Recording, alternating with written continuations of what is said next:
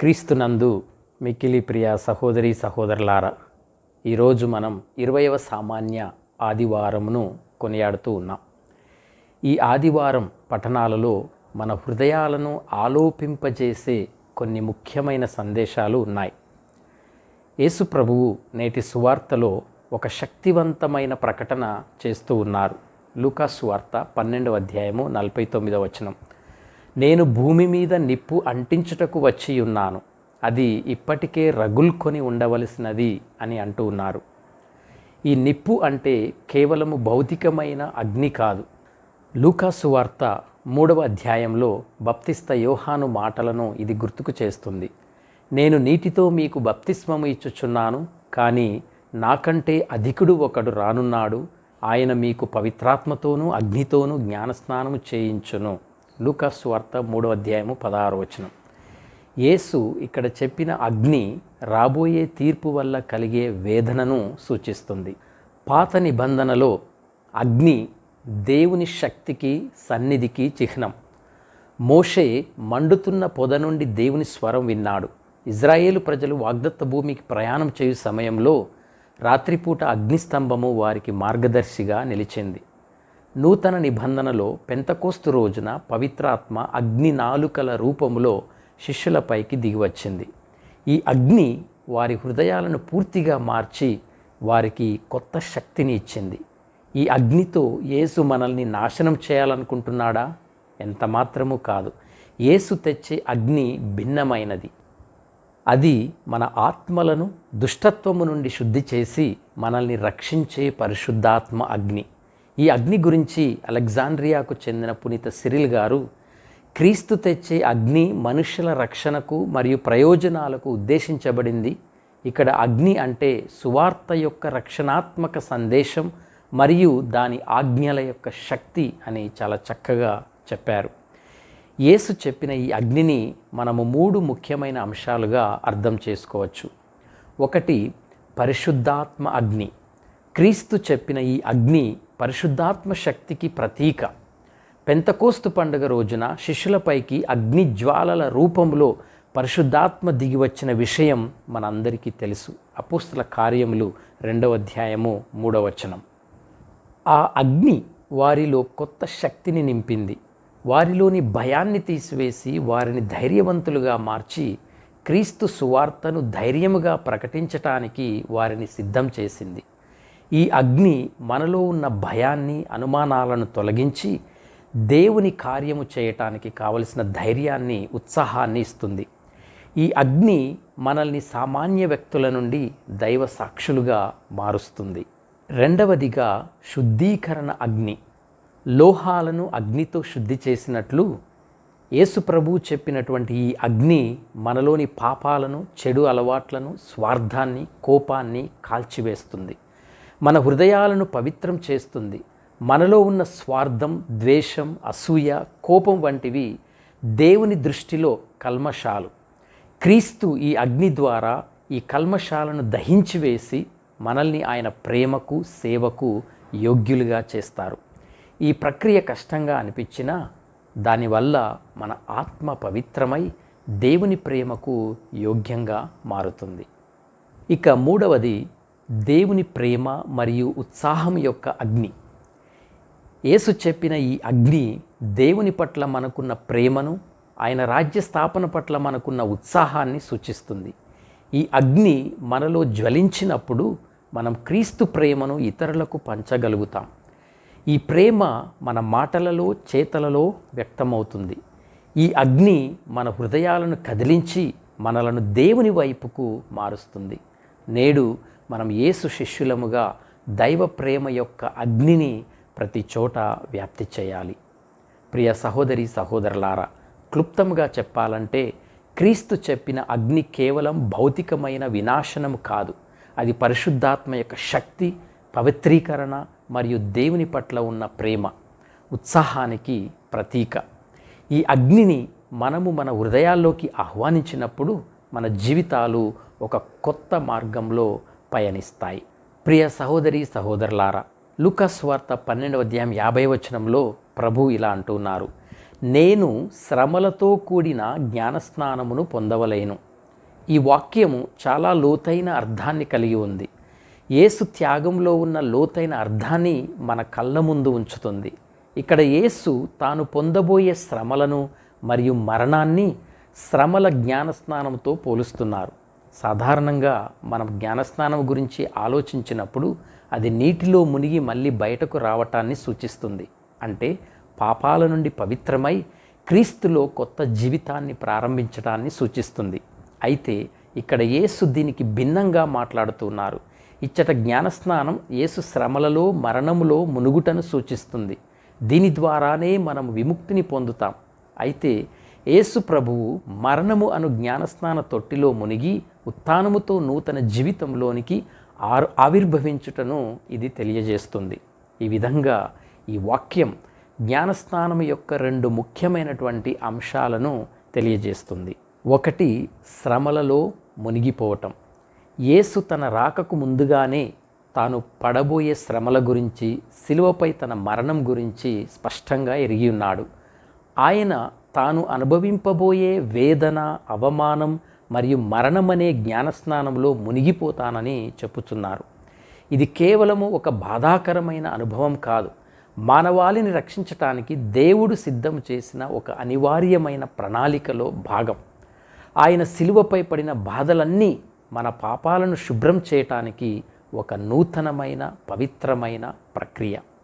ఇక రెండవది, మరణము నుండి నూతన జీవితంలోనికి ఉద్భవించటం.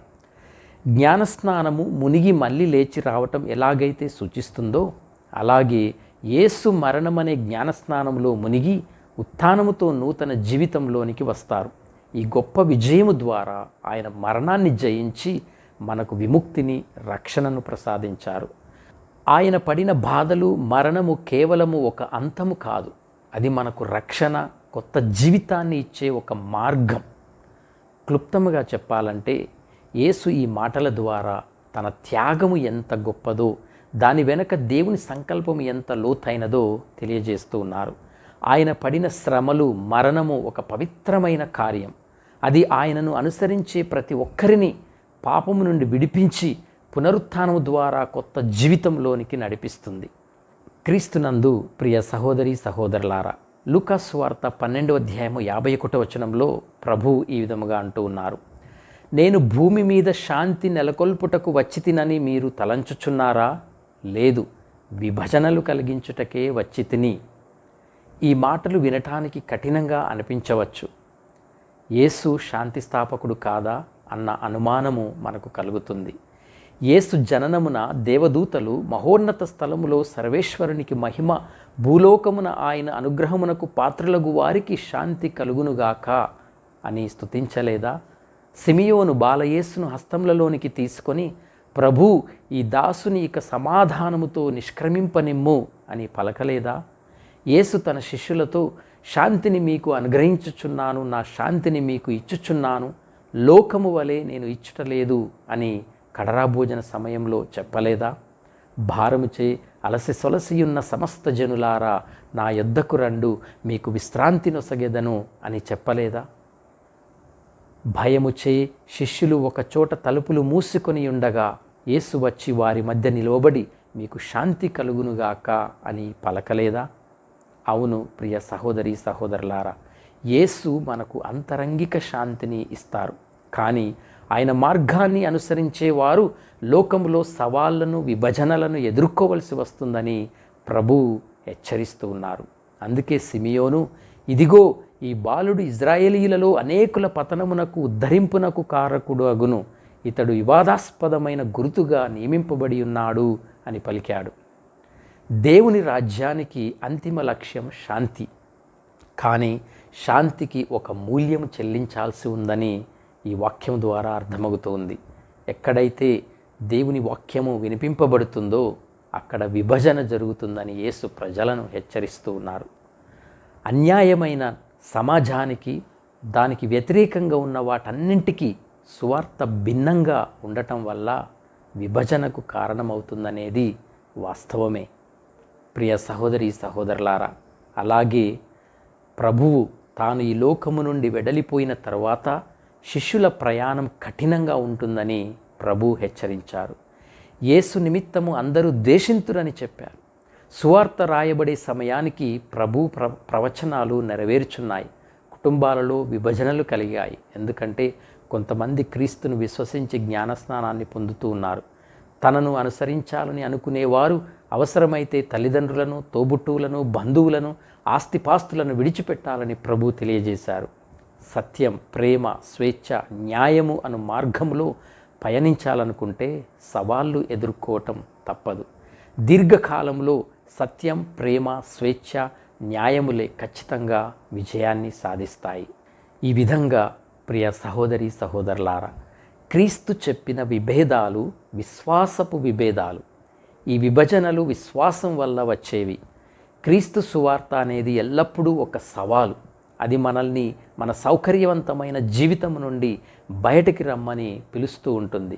క్రీస్తును అనుసరించడం అంటే కొన్నిసార్లు మన కుటుంబ సభ్యులను, స్నేహితులకు నచ్చని నిర్ణయాలు తీసుకోవటం. క్రీస్తు కోసం నిలబడినప్పుడు మన చుట్టూ ఉన్న ప్రపంచంతో మనకు విభేదాలు ఏర్పడతాయి.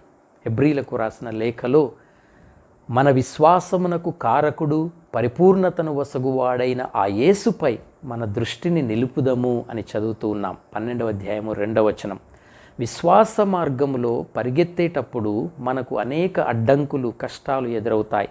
అప్పుడు మనం క్రీస్తు వైపు చూడాలి. మన దృష్టి క్రీస్తు వైపు ఉండాలి.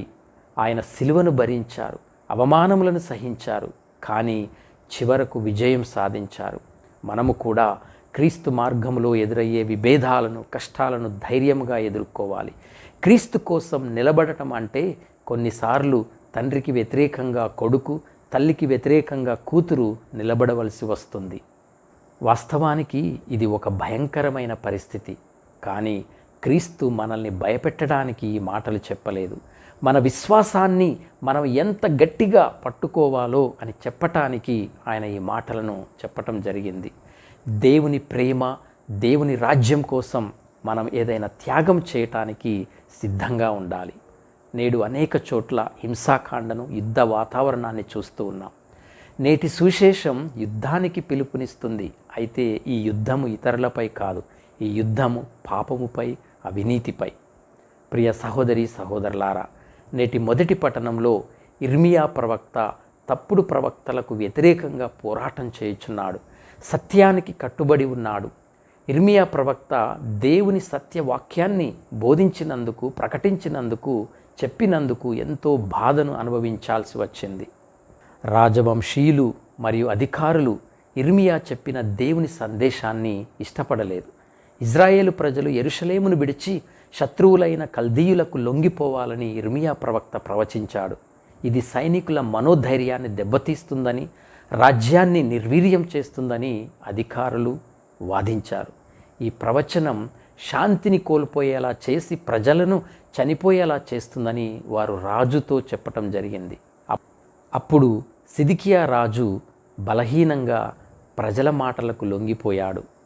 అతడు మీ ఆధీనమున ఉన్నాడు, నేను మీకు అడ్డుపడజాలను కదా అని అధికారులతో చెప్పాడు.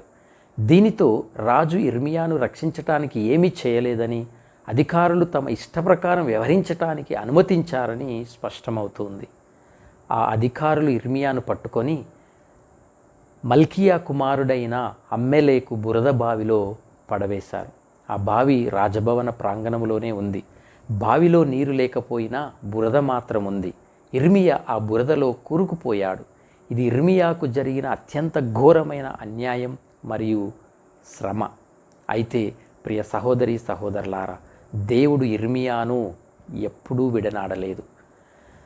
హెబెద్మెలెకు అనే ఒక కూషు లేదా ఇథియోపియా దేశస్థుడు, నపుంసకుడు అయిన ఒక విదేశీయుడిని పంపి ఇర్మియాను రక్షించారు. అతను సిద్కియా రాజుతో మాట్లాడి ఇర్మియాను కాపాడాడు. రాజుకు వ్యతిరేకంగా మాట్లాడడం ప్రమాదకరం అయినప్పటికీ అతడు నిజం మాట్లాడాడు. నిజం మాట్లాడి ఇర్మియాను కాపాడాడు. ఈ విధంగా మొదటి పట్టణంలో విశ్వాసం, కష్టం మరియు ఊహించని దేవుని సహాయం గురించి మనం ధ్యానిస్తూ ఉన్నాం. ఇర్మియా దేవుని మాటను ధైర్యంగా చెప్పాడు, అందుకు కష్టాలను అనుభవించాడు. కానీ దేవుడు ఇర్మియాను మరిచిపోలేదు. హెబెద్మెలెకు అనే ఒక విదేశీయుడి ద్వారా ఆయనను రక్షించాడు. ఇది దేవుడు తన సేవకులను ఎప్పుడు కాపాడతారని, సరైన సమయంలో సహాయం పంపుతారని తెలియజేస్తుంది. అలాగే సత్యం, న్యాయం కొరకు పోరాటంలో దేవుడు ఎప్పుడూ మనకు తోడుగా ఉంటారు. అందుకే 2వ పట్టణంలో, మీరు గుండె ధైర్యమును కోల్పోవలదు, నీరసపడిపోవలదు, మీరు పాపముతో పోరాడుటలో ఇంకనూ రక్తము చిందునంతగా ఎదిరింపలేదు అని చదువుతూ ఉన్నాం. హెబ్రీలకు రాసిన పత్రిక 12వ అధ్యాయము 3-4 వచనాలు. విశ్వాస మార్గంలో పరిగెత్తేటప్పుడు ఎదురయ్యే అడ్డంకులను, కష్టాలను ధైర్యంగా ఎదుర్కోవాలని ఈ మాటలు మనకు స్పష్టంగా తెలియజేస్తూ ఉన్నాయి. అలాగే మన దృష్టిని మన విశ్వాసానికి కారకుడు, దానిని పరిపూర్ణము చేసేవాడు అయిన యేసు మీద నిలుపుదాం. ప్రియ సహోదరి సహోదరులారా, నేటి ప్రసంగము నుండి కొన్ని ముఖ్యమైన విషయాలను గ్రహించి మన జీవితాలలో ఆచరించటానికి ప్రయత్నం చేద్దాం. మొదటిగా, యేసు చెప్పిన అగ్ని కేవలము నాశనానికి సంబంధించినది కాదు. అది మన హృదయాలను శుద్ధి చేసి మనల్ని మార్చటానికి వచ్చిన పరిశుద్ధాత్మ యొక్క శక్తి. దీనిని ఆచరణలో పెట్టడానికి మనం ముందుగా ధైర్యంగా ఉండాలి. పెంతకోస్తు రోజున శిష్యులు పరిశుద్ధాత్మను పొందిన తరువాత ధైర్యంగా సువార్తను బోధించారు, ప్రకటించారు. అదేవిధంగా మనలో ఉన్న భయాన్ని, అనుమానాలను తొలగించుకొని దేవుని కార్యాన్ని చేయటానికి, దేవుని చిత్తాన్ని నెరవేర్చడానికి కావలసిన ధైర్యాన్ని, ఉత్సాహాన్ని కలిగి ఉండాలి. తరువాత సాక్షులుగా జీవించాలి. పరిశుద్ధాత్మ అగ్ని మనల్ని కేవలం మామూలు వ్యక్తులుగా కాకుండా క్రీస్తుకు సాక్షులుగా మారుస్తుంది. మన జీవితం ద్వారా దేవుని ప్రేమను ఇతరులకు చూపించాలి. రెండవదిగా, యేసు తెచ్చిన అగ్ని లోహాలను శుద్ధి చేసినట్లుగా మనలోని పాపాలను, చెడు అలవాట్లను, స్వార్థాన్ని, ద్వేషాన్ని, అసూయను దహించివేసి మన హృదయాలను పవిత్రం చేస్తుంది. కనుక మనము ప్రతిరోజు ఆత్మ పరిశీలన చేసుకోవాలి. మనలో ఉన్న కల్మషాలను, దేవునికి ఇష్టం లేని వాటిని గుర్తించి వాటిని వదిలించుకోవటానికి ప్రయత్నించాలి. ఇది కష్టంగా అనిపించినా ఈ ప్రక్రియ మన ఆత్మను పవిత్రం చేసి దేవుని ప్రేమకు యోగ్యంగా మారుస్తుంది. మూడవదిగా, యేసుక్రీస్తు ప్రభువు శాంతిని కాదు విభజనను తెచ్చానని చెప్పటం వెనుక ఉన్న సందేశం, ఆయన మార్గాన్ని అనుసరించేవారు లోకంలో సవాళ్లను ఎదుర్కోవాల్సి వస్తుందని అర్థం. కనుక ముందుగా మనం విశ్వాసంలో స్థిరంగా ఉండాలి. క్రీస్తును అనుసరించటం వల్ల కొన్నిసార్లు మన కుటుంబ సభ్యులతో, స్నేహితులతో విభేదాలు రావచ్చు. అయినప్పటికీ మనం సత్యం, ప్రేమ, న్యాయం కోసం నిలబడాలి. అలాగే క్రీస్తు వైపు దృష్టి ఉంచాలి. విశ్వాస మార్గంలో కష్టాలు వచ్చినప్పుడు హెబ్రీలకు రాసిన పత్రిక 12వ అధ్యాయం 2వ వచనంలో చెప్పినట్లుగా, మన విశ్వాసమునకు కారకుడు, పరిపూర్ణతను వసగువాడైన ఆ యేసుపై మన దృష్టిని నిలపాలి. ఆయన సిలువను భరించి విజయం సాధించినట్లుగా మనము కూడా ఎదురయ్యే కష్టాలను ధైర్యంగా ఎదుర్కోవాలి. ఇక నాలుగవదిగా, నేటి సువార్తలో చెప్పబడిన యుద్ధం ఇతరులపై కాదు, అది మనలోని పాపము, అవినీతిపై జరిగే యుద్ధం. కనుక మనం పాపంతో పోరాడాలి. హెబ్రీలకు రాసిన పత్రిక 12వ అధ్యాయం 4వ వచనం ప్రకారం, మీరు పాపముతో పోరాడుటలో ఇంకను రక్తము చిందునంతగా ఎదిరింపలేదు. ఈ మాటలు మనలోని చెడు అలవాట్లు, పాపపు కోరికలతో పోరాడాలని ప్రోత్సహిస్తున్నాయి. అలాగే దేవుని సహాయాన్ని మనం నమ్మాలి. ఇర్మియా ప్రవక్త విషయంలో చూసినట్లుగా, సత్యం కోసం నిలబడినప్పుడు కష్టాలు వచ్చినా దేవుడు మనల్ని విడిచిపెట్టాడు. సరైన సమయంలో ఆయన సహాయాన్ని పంపి రక్షిస్తారు. కాబట్టి ప్రియ సహోదరి సహోదరులారా, యేసు చెప్పిన అగ్నిని మన హృదయాల్లోనికి ఆహ్వానిద్దాం. ఆ అగ్ని మనల్ని పవిత్రము చేసి దేవుని ప్రేమతో నింపుతుంది. సత్యం కోసం, క్రీస్తు కోసం నిలబడటానికి సిద్ధంగా మనం ఉండాలి. అప్పుడు మన జీవితాలు ఒక సాక్ష్యంగా మారి మన చుట్టూ ఉన్న ప్రపంచానికి శాంతిని, ప్రేమను పంచుతాయి. ఈ యుద్ధం ఇతరులపై కాదు, మనలోని పాపం, అవినీతిపై. ఈ పోరాటంలో దేవుడు ఎప్పుడూ కూడా మనతో ఉంటాడు. కనుక ప్రియ సహోదరి సహోదరులారా, ఈరోజు తల్లి శ్రీసభ మనలను దుష్కార్యాలపై పోరాడమని మనల్ని ప్రోత్సహిస్తుంది. దానికోసం క్రీస్తు అడుగు జాడలను మనం అనుసరించాలి.